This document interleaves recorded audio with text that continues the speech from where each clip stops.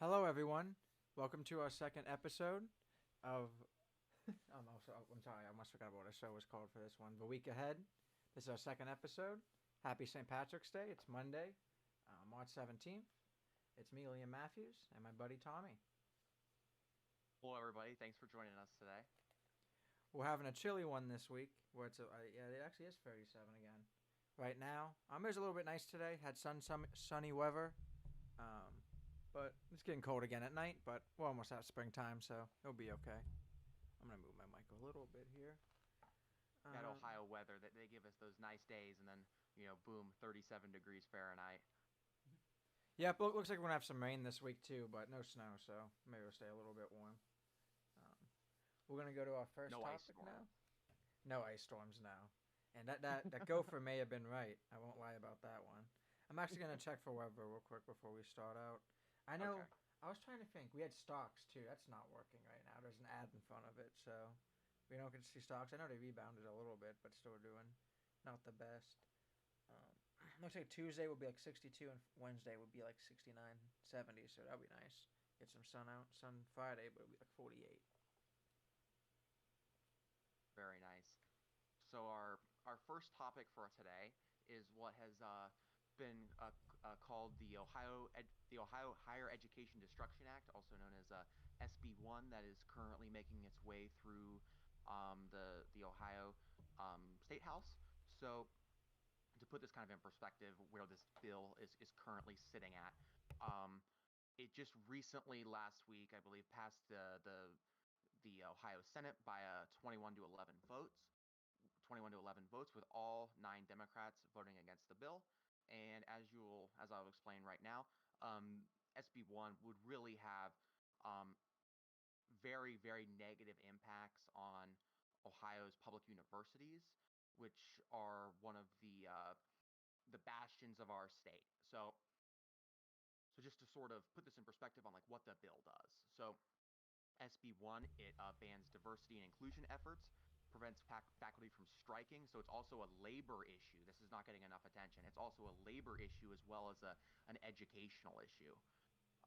Bans faculty from striking, sets rules around classroom discussions, put diversity scholarships at risk, shorten university board of trustee terms, and require students to take an American history course, among other things. That's from the Ohio Capital Journal. Um, to sort of dig a little deeper onto that classroom discussion rules, it would set rules around topics, including quote unquote controversial beliefs, such as climate policies, which is just absolutely insane, electoral politics, foreign policy, diversity and inclusion. Then, And like one thing we should go with here, is before we keep going.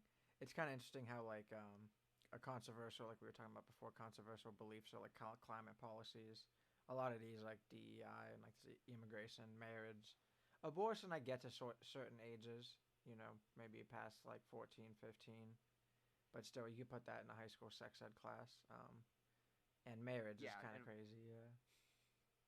yeah, and this bill, it just affects it's just colleges and universities, Oh, just good higher point. ed right now. Yeah, good point. My bad. But specifically climate policy.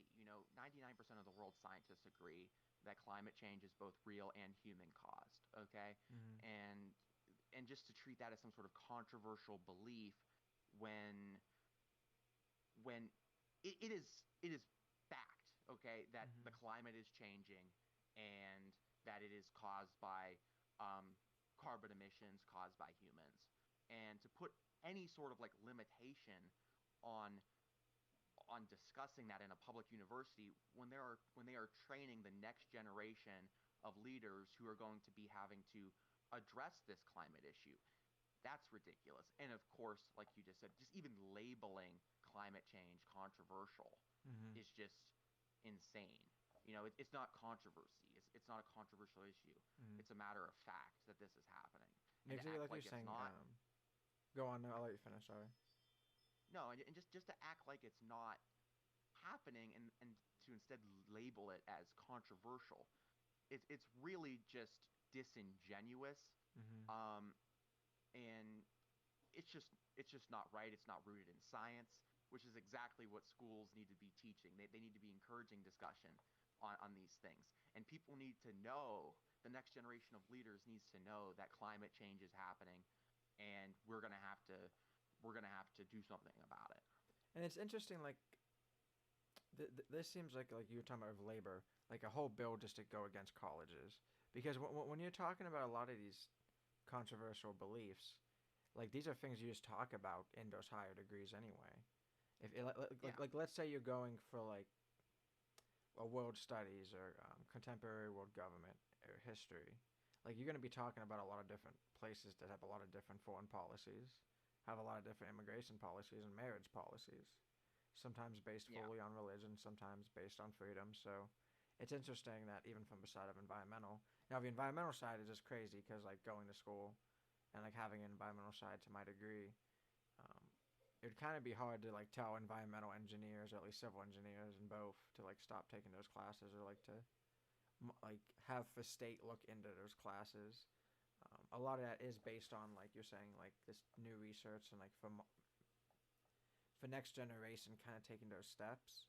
So like to me, it's kind of weird. You don't want someone in government that doesn't really know what they're talking about, and that's what we talk about with a lot is that like we both support the government, but like they also have like their people, their helpers in each field. You know what I mean? To reach out to for that reason, and they should have people in that field helping them out, not really like just going at their own. Like this seems like controlling, uh, like policies themselves to kind of like control what's going to be said in these college atmospheres. Because obviously, like the exactly. environmental people are going to be talking about environmental stuff, except like history. Like you can't really erase history, so they don't want to limit that. Because like what scares me is like what the states do with history books in high schools. And obviously, like a lot of like college books are approved, but that's different. A lot of times, it's approved by like the like academic um, groups that are part of that, like so, civil engineers or like ASCE and a bunch of groups that would basically review it and approve it. And it's not really a state controlled thing. Yeah, and you brought up a good point here. Talking about the government and how they deal with an issue like this. So, you know, the if we're talking about, let's say we're talking about the U.S. House of Representatives, that they pass a bill creating a regulatory agency like the Environmental Protection Agency. That was done in recognition because you know the people in elected government at the time, were smart enough to know like, hey, we need to protect the climate, we need to protect the air, the water and stuff. But they also recognized, hey, we know this is an issue, this is an issue, but we're not scientists. Okay, we're not scientists. We don't want to get into the business of regulating, how many certain what percent of what sort of things need to happen to protect the environment. Okay, we know we need to protect the environment, but we're not qualified, they said, to answer that kind of question. So we're going to go out there and we're going to employ scientists as public servants so that they could then pass administrative rules to do so. So Yeah, great point. it it's it's critical. Like it's just absolutely insane what they're doing with climate change. And Mm-hmm. what is even more crazy about this too is, now I was a college student for, I was for past four for 7 8 years. I was a college student. I got my undergrad degree, and then I just graduated from law school. So when I saw this in the bill, initially I was like, okay, that's fine. Mandates that professors put their syllabus online. Okay, so I'm like, okay, that actually sounds like a reasonable idea. Okay, I would like to be able to see, the details of the classes that Mm-hmm.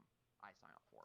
But what they don't tell you, and there's always in a law like this, there's always a hidden purpose with a provision that sounds somewhat reasonable. That's just something from my perspective. Mm-hmm. And why they're doing that is they're trying to basically make all of these syllabuses keyword searchable. So they can make sure it's Mm-hmm. an enforcement mechanism for these people, so Yeah. they can then make sure that they're not teaching climate change in this university level course. Yeah. And like you could weed out for professors too, because you could use search with like AI and just have them search at all like the PDFs that the professors upload. So like Yeah, that's kind of like scary, like you're saying. Not really right. I agree. or even like what we're seeing right now with Doge at the federal level. Um, and we're going to talk about Doge a little bit later, but they have people that are younger than me, 20-year-olds, and what they're doing is they're reviewing federal grants by controlling by holding Control F on a keyboard and doing keyword searches. They don't understand what they're doing, Mm-hmm. and then that's the last thing we need going on in our great public colleges and universities. I agree with that. And like something else too, like I was thinking earlier, like there's a reason why like you can't really find out if a professor's hard or not. Like they have rate my professor, and you could talk to students, but like you shouldn't really be allowed to see like, oh, this professor's hard because he gives 5 tests when all the other professors give 4, or he has a harder final. Because at least in engineering school, they put a lot into the syllabus, which a lot would be about the final and about like every single test and your points. So like it's kind of hard Yeah, to be like, oh, you like it makes sense that in a free world to think about that, but like to be fair, like you don't want, and one of the reasons why you don't want this too is because when it's time to like sign up for those classes, you don't want everyone going for one teacher, which like you kind of get anyway eventually in engineering school, like later on, maybe third and fourth yeah, years, but like you definitely don't want to make it out in the open like that. That like, oh, one teacher's harder than the other or something like that. yeah. No, I agree with that, and what I was initially saying about like, it would be nice to be able to look at syllabuses, and like I just said, that's absolutely not the purpose of the bill. The purpose of that provision in the bill is to make it so that they can enforce their draconian law. But what I was saying earlier, it was kind of like, I'd like to know what the topics are in this seminar course. You know what I mean? But that's not what they're doing here. That's not what they're doing here. They're trying to stifle education in the state of Ohio. Yeah, exactly. And that's exactly what it sounds like too. Yeah. Um, What do we have up next here? so so people are really trying hard right now to um, make it so this bill does not reach the governor's desk, or if it does reach the governor's desk, that it's vetoed. Mm-hmm. There's a broad coalition of educators, students. There was tons of people that gave testimony in opposition to this bill, as they should, because it's absolutely ridiculous. And there was there was over 800 people that submitted testimony against the bill, and they just completely ignored all that. Okay, they Mm-hmm. just completely ignored all that. Um, And we have here lasted 8 hours. That's crazy too. Yeah. no, yeah, it was a long time. So it says here from the Capital Journal. Um, I'm just quoting right now from the Capital Journal. Less than 24 hours before Wednesday's Senate vote, more than 800 people submitted testimony opposing SB1 during Tuesday's Ohio Senate Higher Education Committee meeting, which lasted more than 8 hours, as she said. But when asked about the number of opponents his bill received, the author of the bill said, the sheer numbers are irrelevant. 14 people submitted some more supporter testimony on SB1. That's crazy. You know, the 14 audacity just to 800. say Yeah. that, and the audacity to say, you know, 800 Ohioans, sheer number doesn't matter. Yeah. Their opinions and And, votes don't matter. yep, and all 9 Senate Democrats spoke against the bill. So I just wanted to highlight a couple here because they were saying some great things here, and they deserve credit for the great work that they're doing to make sure this does not become law. So Mm-hmm. Senator Bill DeMora, who's a Democratic senator from the city of Columbus, says students are going to leave the state and go somewhere else where their abilities to learn and express free speech aren't subject to this law. This bill is the worst bill. He's absolutely correct. Senator Casey Weinstein, who represents Hudson, says the quality of education suffers when the legislators gain the authority to control what is taught in university. This bill invites political interference into academic matters. And then Senate Minority Leader Nikki Antonio, who represents Lakewood, said the premise of the bill is that somehow public universities are bastions of liberalism, trying to indoctrinate our children.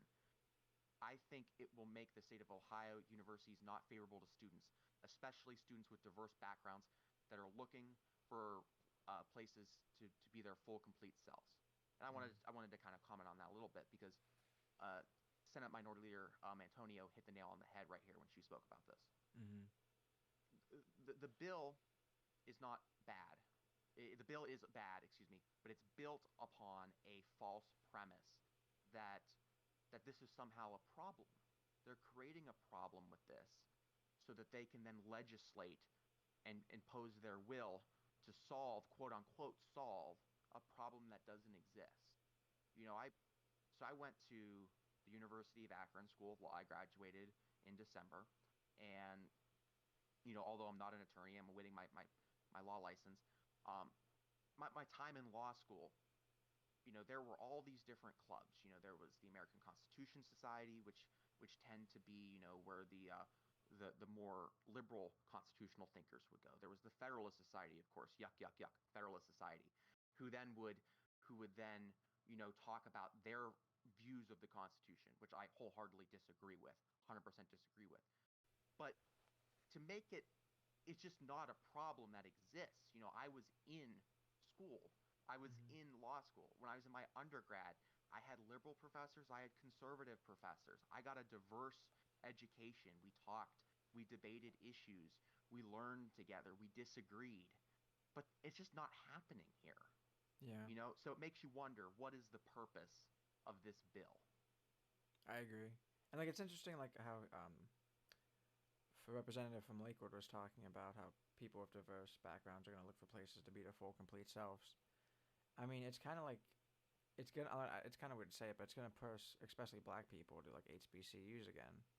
Especially like in the Yeah, Jim Crow South, when that was the only safe place for them to go and learn and get an education and actually learn about their true history. But it's not just gonna be black people; it's gonna be everyone, like they're saying, because like once you like attack certain things, people aren't gonna like that. Like people, if you're going for environmental, you're gonna affect everyone that goes for environmental. But even the stuff about like foreign policy, if it controls like certain thing, how we learn about, let's say, Muslim people because we're favoriting a certain other group in the world right now, or at least how we spend money. You know what I mean? And like in policy, um, they like I feel like that would make them not want to go to our schools, like they're saying. So it's kind of hard. Like you're like, yeah, yeah. If you limit, uh, if there's government interference in a subject and you're interested in that subject, it just naturally would lead you to say, hey, why don't I go to Pennsylvania where I can talk about this and hear different perspectives? and then that's the thing with the country too. That like since we have so many different states, we do have people like that would just say, "Hey, why don't I go to California where I do feel accepted?" Or, like you're saying, why don't I go to Michigan? Because Michigan's still a liberal state, has a lot of liberal blue universities, U of M. Same like you're saying with Pennsylvania. Like I don't think it's gonna be a red state, blue state thing. It's just gonna be certain red states, but it's gonna hurt your economy and hurt the people that are gonna want to be there and stay there. Because like a lot of people that come here, not everyone stays here, but some definitely do. Because I've seen it. So they're definitely helping out our economy rather than hurting it if they left. Yeah, and this should be an issue. We're using terms, liberal, conservative, left, right, but really this sort of academic freedom, this sort of the ability to learn and to be able to communicate with others and hear diverse perspectives, that should not be a partisan issue. This is something that, not too long ago we all agreed upon. You know what I mean?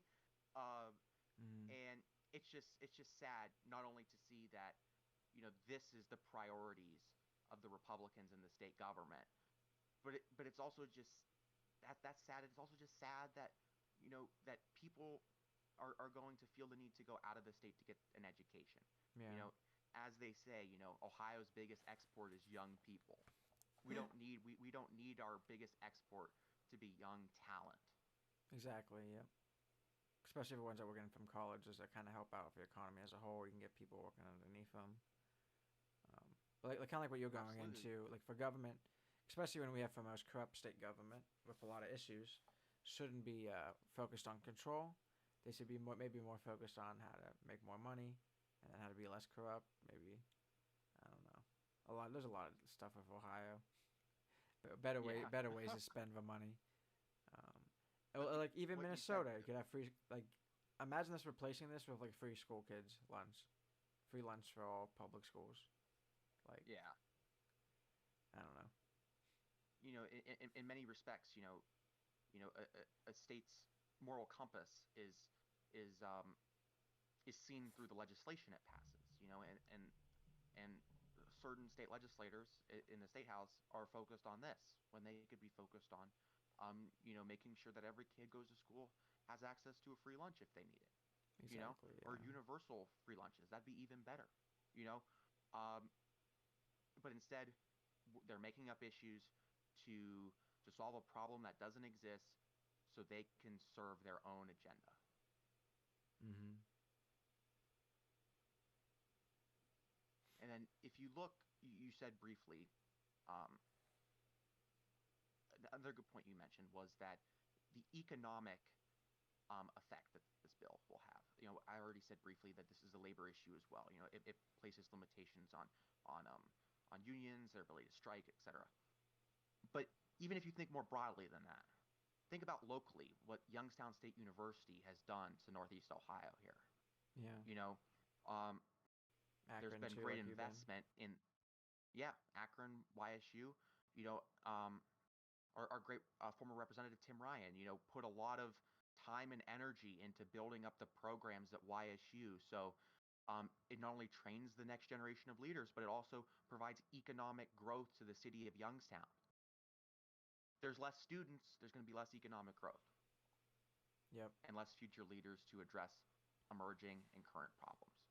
And that's something I think we've had an issue with anyway. Is that I feel like international students have kind of been popping up the American college system anyway because Americans themselves haven't been going to university as much, which is okay. Like we definitely need people in the trades, but we're not having that many people in the trades either. So we kind of been pushed a lot of service industry jobs. That's what people go for, which is okay. But we definitely still need our tradesmen and people to go into college and um, Absolutely. to come and You help the know, economy. we our our state, our society needs a diverse set of people doing diverse jobs. You Mm-hmm. know, you know, um, I was obviously, I liked learning about the law. I liked learning about political science. So I went that route. But there is nothing wrong. In fact, it is great. It is fantastic if you want to go to a trade school and be an electrician. Okay, that is fantastic. That's something I could not do. Okay, I'm book smart. I'm not climbing on any ladders. Okay, I Mm-hmm. I I think that is fantastic, and that is something we need to encourage as well. I agree. And like, I'd be falling off those ladders. It'd be dangerous. no, for sure. Um, I'm trying to think. I was gonna kind of go on a quick tangent about that too. Um, oh yeah. So like we're seeing right now with Apple, they're saying Trump's saying Apple has a deal to build another plant in Texas. Well, like it's like deja vu because Obama and Steve Jobs agreed on the same deal, and they built the old Apple Pro when they used to make like the trash can Mac Pro, which I feel like I may have talked about this last week. Um, but I may have didn't. Where basically Obama was talking to Steve Jobs, and Steve Jobs was like, hey, we'll build a plant in America. We just need like it feels like 8,000 technicians, and Obama couldn't do it. And I bet you we're gonna have the same issue now, where Trump will make all these promises that they could do it and they can't. And then Apple's gonna have to be like, all right, well, the only way that we could make something in America is if it's $4,000, like the Mac Pro was when it came out, minimum, and then made in America, and it's like limited production. They're not making a lot, so like they're not having that many workers. It's not like they're making iPhones there.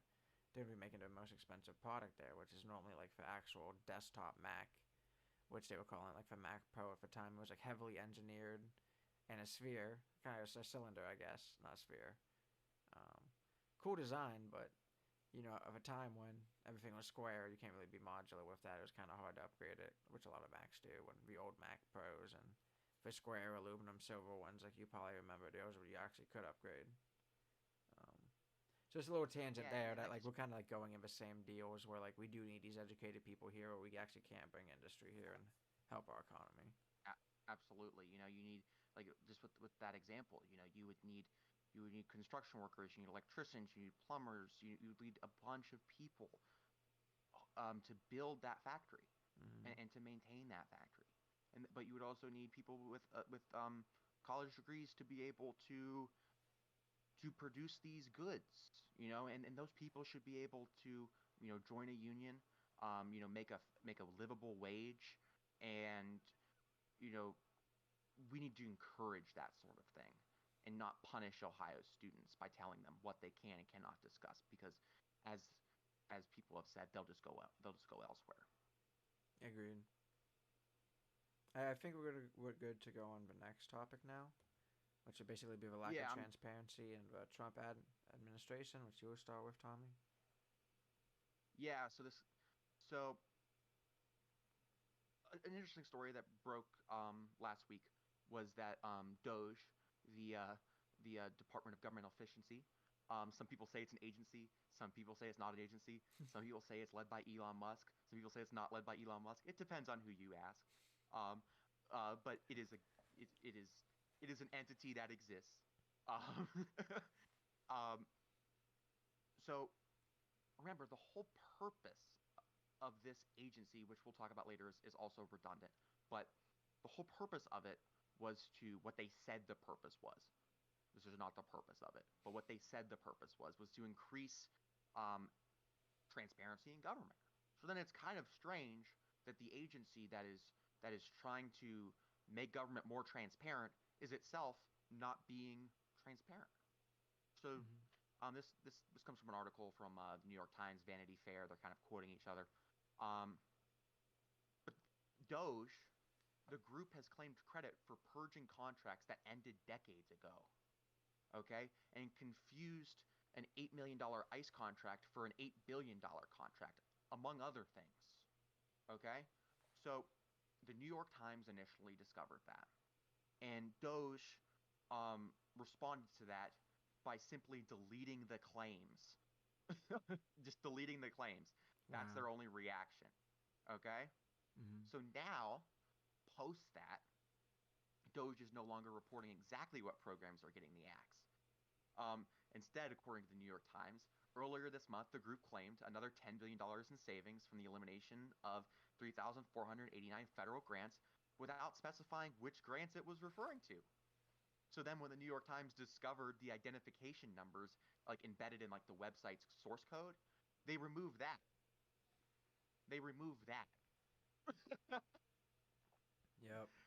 So you have an agency here that again, this is the purported purpose of this agency was to make the government more efficient. But then you have to think, why is the agency itself not efficient? Why are they not being transparent when their goal is efficiency and transparency? Why Mm-hmm. is that not the case? Yeah, it was interesting like we were talking about before, I think last week, like being efficient doesn't mean you start a job great. It means that maybe you give it a month or two learning and then you do great. So, like starting this job that cut government spending, and this just to go in and immediately cut spending because it's been 3 months now, and it's just like kind of like if they're not going to be transparent, and then if they're also going to go back on half of these cuts, like what I'm hearing, um, it's kind of a waste of time because now they're wasting time going back when they could have just reviewed them and then do it. But we'll talk about that later a little bit. Yeah. To me, it's it to me Um, because I knew they took credit of that $8 billion. It was actually 8 billion, and they said it was a lot, or 8 million versus 8 billion ICE contract. But knowing about like I didn't know that they would taking credits for like purging contracts decades ago.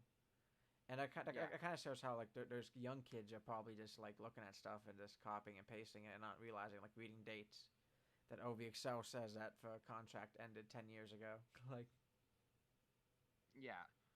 And this is kind of the product of two things. It's the product of one, the agency being run by Elon Musk, who has no business being in government. Okay? mm-hmm. He he's an unelected um person that is just doing all of these things with no oversight. Okay, so that's number one. That's why this is the product. Sorry, I just hit my mic. Number two, this is the product of hiring people that don't know what they're doing to do this. Mm-hmm. It's it's a bad idea. In this current form, it's a bad idea, as I'll explain later. There's already a similar agency that does this, so it's a bad idea because it's redundant. So it's a Mm-hmm. bad idea.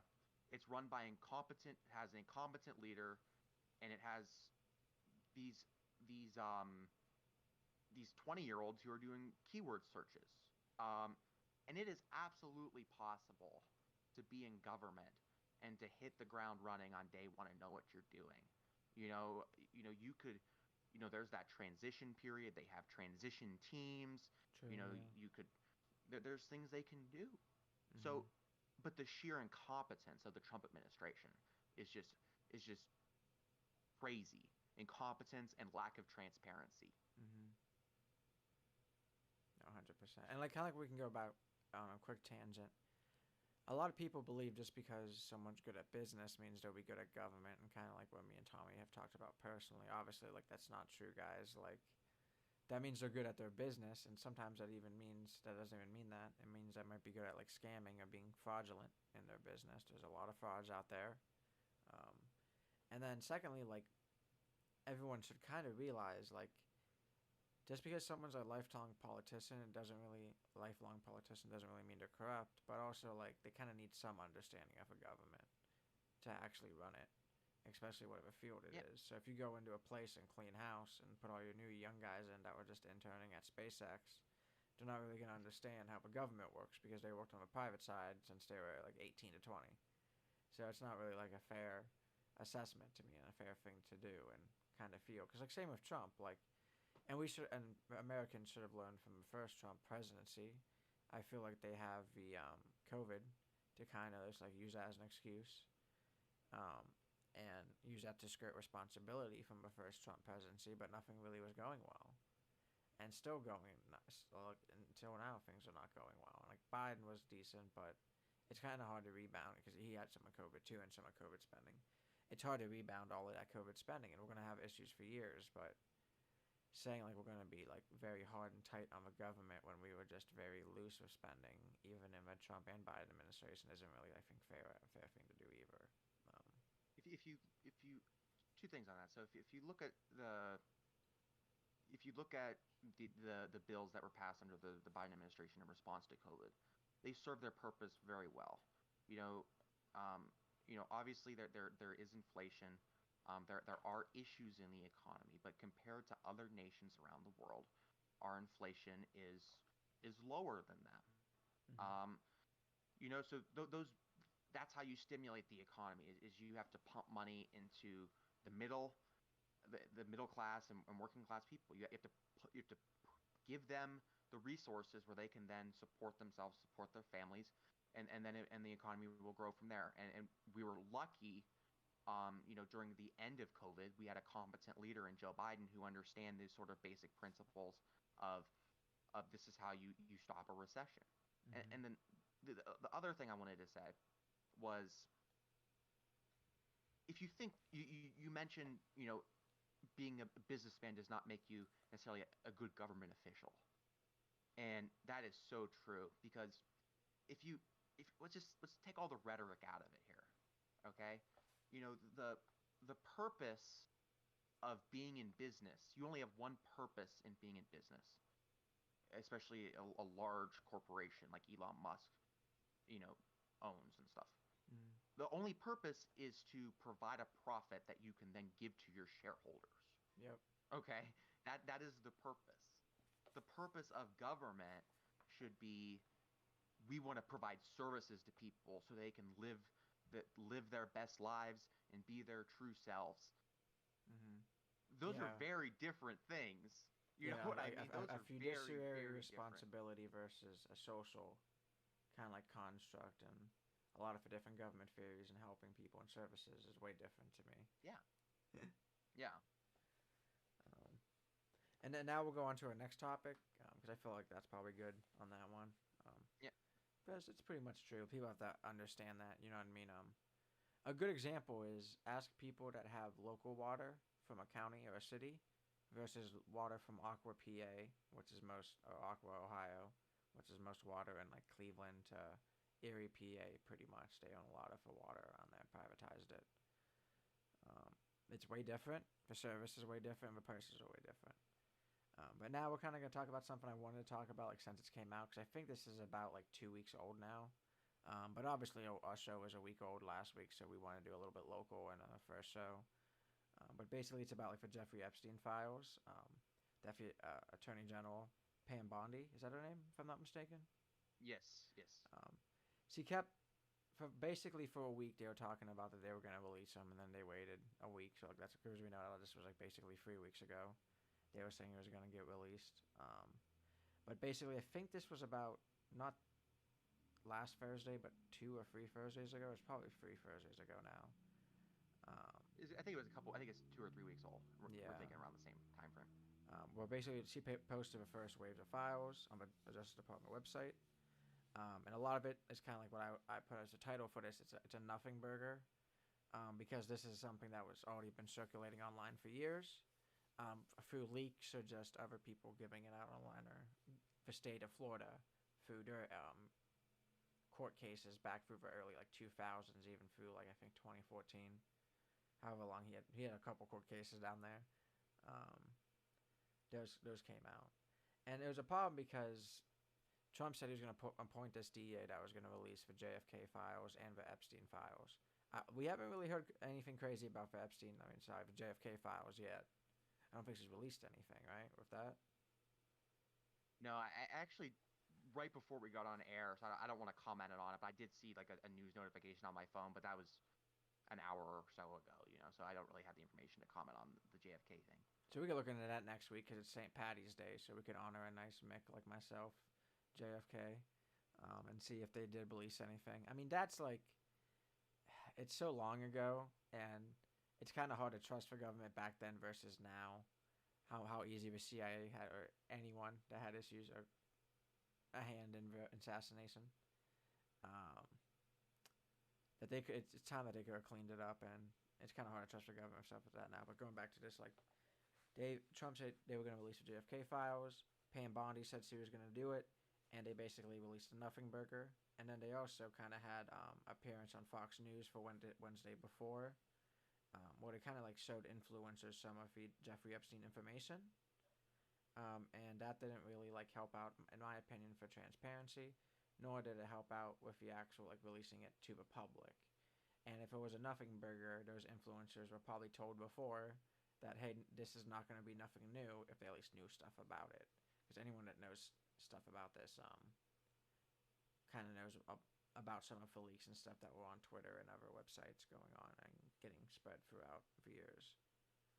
Um, and like kind of like what this would be a real quick thing. Like it's not good ever. I feel like to release it to a third party and then sorry I hit my thing and then the public. It's way easier to release it and better in my opinion, more transparent to release it to the public.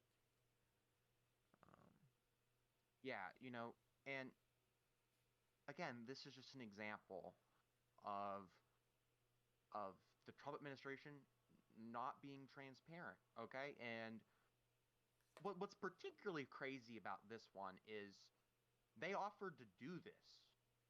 You know what I'm like? you know, um, so this just illustrates that the Trump administration is not committed to being transparent with people. Okay, and it's just absolutely insane. And mm, that's really all I got to say about it is there has to be some sort of transparency, especially when you are claiming that you are setting up the Department of Governmental Efficiency to be to increase transparency and to quote unquote increase efficiency. And when you offer to do something like this, yep. Because it's you could always just say wild to me. like Bondi was saying, like, oh, there's 250 victims. We have to read through it and comb through it. That should kind of already be done. I understand that if you don't trust the past government, so do it yourself. But then that's not being efficient. You're doing something that's already been done. You just don't trust it. And then two, it's kind of interesting how like it says like Epstein Files Phase One, and that's what they were releasing. That's what I kind of mistaken earlier. Sorry, they were giving it to political commenters at the White House earlier before a Fox News event. But it's called Phase One. So I wonder if like Phase One is just like all the leaks that they had to like review, and this because a government's a government had to say like come out first. But like even then, they should have released Phase Two the next week, because like that should have been easy to do, and then you had like Phase Two to review. Because if you're cutting up into phases, like I know how to do in a project, like it shouldn't take you longer than a week, 2 weeks to actually get that phase two done. If that makes sense, like this review, you kind of already Yeah. know who you're going to eliminate by already doing phase one. You already have like, oh, if it's, and that's one thing I don't like either. It's not fair to be like, oh, a Biden admin and we can't trust him, or a Trump admin we can't trust him, because if Trump is on there, it's kind of hard to say like, oh, we're not gonna black him out. It's you're talking about the binder, the Epstein Files Phase One. Mm-hmm. It's a political prop. That's what it is. Yeah. You know, they're they're they're promising transparency, but they're not being transparent. Instead, this is just a showcase. It's a nothing burger, like you previously said, Mm-hmm. of just, hey, look at me. I hope this gets on Fox News. Like that. Yep. That's the purpose of it. It's just insane. While they again purport to be for efficiency and for transparency. The most efficient way would just be have a website, let people know when you upload it. That's it. Just upload masked PDFs, let people download them. That's a really most transparent way you could be about it. And kind of like we were Yeah, saying, like they're using it as a kind of like I was saying, like a prop, and especially for the influencers, and something like we're talking about, or a lot of people on the right and the left agree with, is that like we should protect the children, and it's kind of for me against that like protect the children mantra, because you're propping something instead of talking about the real issue, and it's not really right for me for like in a proper way for it to go out into the public, and especially for like a proper investigation if they're trying to get anyone, because that's what people were saying about before the show. A lot of these leaks were basically like his book, his business book is what I would call it. Like for at least everything I've heard and seen, it's not really like hard proof that he had like, at least that we've been shown, like a book for people who have done bad things, or at least would come to the island. All that we have seen is like his business book for everyone. So like I was telling Tommy, like we know for a fact at least like people who weren't on the island were there. I sorry, that weren't on the island that were on the book. So like the book was obviously more for business people that like he actually never really like hung out with, but hung out a lot with in New York and did business deals with there. And I also feel like one thing that's kind of important talking about Epstein is kind of like for like how we view women as a whole about this, because I feel like it's kind of like more of a societal issue.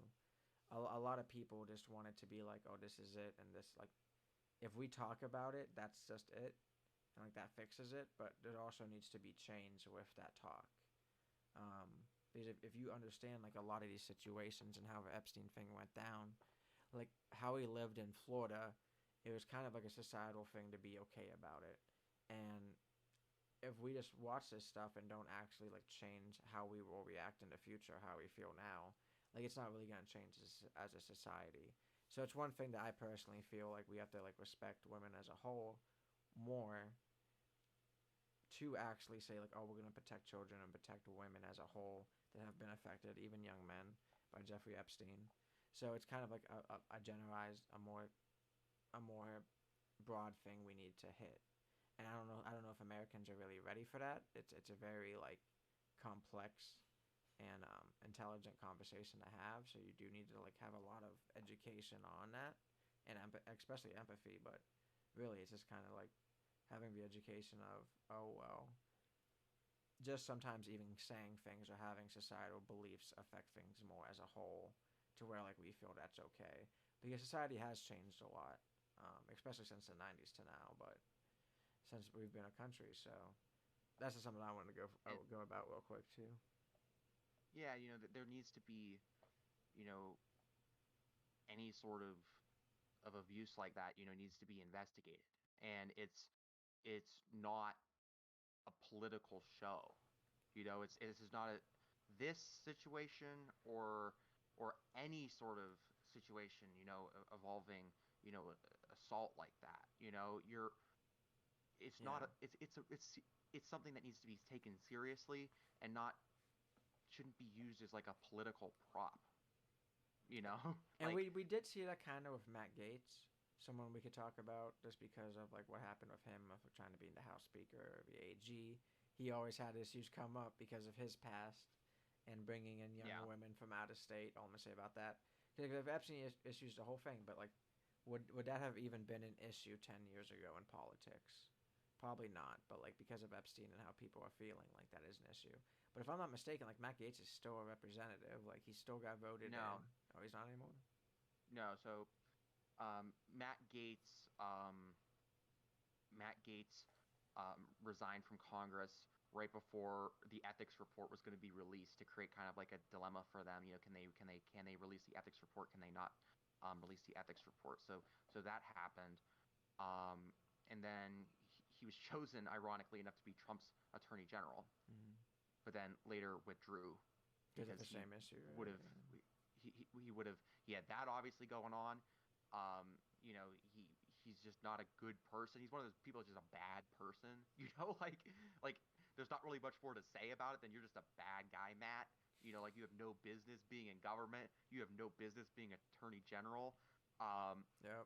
and yeah, that's just one of those situations as well. You know, like any sort of Yeah, he had his ex abuse, girlfriend take this. They had assault. to his ex girlfriend take the stand. He must have been sweating about them parties. I tell you what,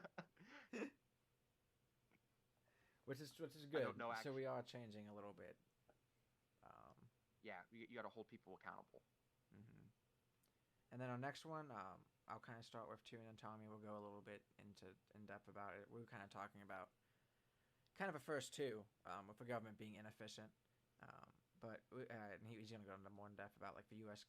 Government Accountability Office and how with the Trump admin, with their cuts in government, and then kind of going back on them, we believe that's being inefficient. A lot of people would probably believe it's being inefficient, rather than like we were talking about before, reviewing and then cutting, because when you kind of like waste that time, uh, excuse me, to stop a project or even stop services or anything being done that the government provides, you are wasting time, and then it's more inefficient to start back up that project again, rather than finishing it out. So if someone was working, let's say like even on a sidewalk, right? Oh, and they were working on the sidewalk, got half of it done, government cuts stopped it because of federal funding for school sidewalks, let's say, and then they leave a work site, they have to now come back. That's more money they didn't expect to leave the work site. Same with services or even just like anything with governments doing grants. So like I personally feel like it would have been way more efficient to review and then cut, because it's 3 months now, and now they're going back on like half of things that they cut, a little bit less than half. You could have waited 3 months, and the money that you would have spent even on those things that you would have cut, you still would have saved. And now you don't have to go back on half things, because you're going to be wasting money on inefficiencies. And the things you're still going to get cut, you're going to get lawsuits about. Some you will, some you won't. Um, If you look at, you're sort of talking about this sort of, um, tug of war that's going on right now. Like, do we, with the Trump administration, do we do this? Do we not do this? Do we do it? Well, let's do it. I'll pull back. You know, like, see, with the whole tariff thing going on right now. Oh, woke up today. There's a 200% tariff on European alcohol. And then you wake up one day like, oh, Trump said he's gonna to put tariffs on foreign cars, yeah, there we and are. then and then you wake up, oh, there's not tariffs on them anymore. So that sort of Mm-hmm. tug of war, like we're doing this, we're not doing this, we're doing this, we're not doing this. It's crazy inefficient, and it also creates negative consequences for the American people. Mm-hmm. Like I guarantee you that, you know, you know, the stock market, like they were responding very negatively to these tariffs, Yeah, and that sort of uncertainty in the markets that creates problems. That creates problems, for the economy. it does. So Yeah. and that is in itself harmful as well. You know, and we were sort of talking about, I kind of mentioned this previously, but I was talking about Doge, and how Doge is in itself inefficient. And this is a point that, I don't think is getting made enough, but there already exists an agency to regulate um, efficiency in government. It's called the U.S. Government Accountability Office, or GAO. Like, Mm-hmm. um, And accountability, what they want, so like you could it's see it, just do it. Like, and that's something too. Like when people who don't understand the government, a lot of times they're rich, and like they jump in like it. You could just ask if you understood the government, you could understand that that's already in office that you could research and not be inefficient by creating another agency or office when you could just overtake that one. Yeah, you know, there's already an office that does this stuff, um, and it's just kind of ironic to me that the Department of Government Efficiency, DOGE, is also its creation is itself a redundancy, is itself an inefficiency in government. Yep, And the irony. another point that illustrates this is is the national parks. Okay, now, like I want to be absolutely clear. I support our national parks and I support them. Regardless if they turn a profit or not. I think nature needs to be preserved for the future generation. But let's put on our hat here. And let's say that we're just balancing the budget. Okay, that's all we're doing. The national parks. This is from the national parks themselves. Okay, I pulled the statistic from the government website. So they contributed a record high $55.6 billion dollars to the U.S. economy and supported 415,000 jobs in the year 2023. Mm-hmm. Like, But like while costing us it, 3.5 billion, so it's definitely a lot of green. You know what I mean? A yeah, net positive. So like for sure. cutting You know, that kind of shows what we're getting at, too, and especially with drilling and certain rights of those like kind of like getting pushed to get taken away and certain protections that yeah, for sure. Biden put in place. They're getting rid of protections for the environment in federal lands, in national parks, stuff like that. So, that ultimately, the goal is to um, get as much money to the people that own these oil and gas industries, Yep. and at the destruction of federal lands, national parks, etc. No, I agree. Yeah, and it's funny because Trump was giving California a lot of crap when they were having wildfires for not actually having a forest management and just having the workers out there. But then you're going to cut national park workers, which also work in forest management. Not every national park worker, because obviously some parts are in the desert, but especially up north, a lot of them, Arcadia. Some of our Yeah, beautiful national parks that have a lot of trees that can very easily catch on fire. Um, so yeah, and he's there kind was of a being lot of hypocritical misinformation. about that one. Yeah, for sure. And he was spewing a bunch of misinformation about the California fires. He was saying like there's no water. There was water. Like Yeah, and even he then, he like you symbolically. can't be like they had like one reservoir that they were working on construction. Like that happens. Like what do you want to do? Not have good water, more water? Like Yeah, you gotta they plan ahead. he ordered the flipping on like a diversion of water on this pipeline, but the water wasn't the issue. So again, that's just sort of like that political prop kind of political symbolism that we're seeing with the Trump administration, along with lack of transparency and efficiency. Yeah, there's a lot of actual pipelines now that go to California, because they need water and for a lot of the states to the west, east could sell it to them for a lot cheaper than they could in California, and then they make money because they could sell it more to the people around them. Yeah, And like one last thing about like for uncertainty we probably missed was like because like, I was talking about like my past jobs if we had VA jobs get cut and then come back some of them.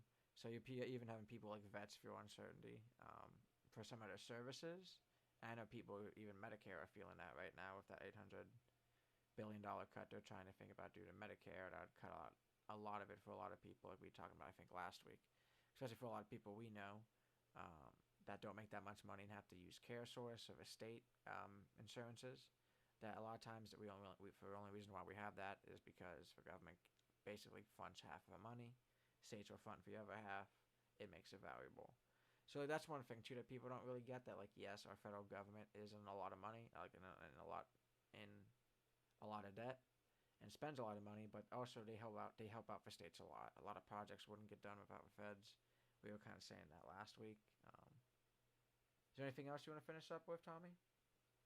no, just I just briefly mentioned, with the debt thing, it's interesting because you hear people talk about it a lot, but really the debt to GDC percentage that is seen in the United States. It's on par with other nations. Like Mm. Yeah. it's a large dollar amount, but the percentages are in line with other nations. Yeah, So especially post um, COVID. That makes sense. yeah, yeah, and we made it through COVID. Um, it's an awful time. But and we're dealing with some inflation right now. But the percentages of inflation in the U.S. are way better than the British pound, for instance. Hmm. And I was looking And at a like lot for of that is Dow because of, Jones, like a lot of his stocks are going up today. Still doing bad, like yeah, monthly overall, but yeah, recovering slowly. yeah. And things are slowly recovering, and with it's just thanks to the previous administration that we were able to not have these very high inflation numbers that we're seeing in some European nations, for instance. Hmm. Yeah, 'cause people like to complain about prices of things, but it's kind of affecting everywhere. So we do have to Yeah, realize that. and we're better off than a lot of people thanks to the previous administration. Yep. Well, I appreciate it, everyone. Appreciate everyone stopping by. We had some good views today. Had another comment from my dad, Mike. Once again, he was talking about like more it produces more revenue than it costs, and like how we were talking about, they just want to privatize it, drill, and build condos and water parks. Which I wouldn't be surprised how they're speaking about Gaza right now, stuff Yeah, like that. So especially with the land rights and how much money other countries and we could make off drilling there. So yeah. we can't have I that can't happen. actually So see. I can't see the comments. It kind of freaks me out seeing myself while I'm talking. Like I got it like so I can see myself here, to make sure like my mic doesn't come into view and stuff. But I don't want two streams of me talking. So I hope you understand. yeah, no problem. Once again, I appreciate the views. Appreciate the likes. Please like and sub if you enjoyed. We're gonna have another show, our sports show on Thursday for Northeast Ohio Sports Show. Hunter will be able to join this week. Has some good news for him, and we'll have some good news about sports. So excited for that. Anything going on, Tommy, with you? Nope, I'm just waiting for those bar results to come in. That's it. Yep. Good luck, man. Appreciate everyone. Hope you have a Thank good you. night. Thank you, everybody.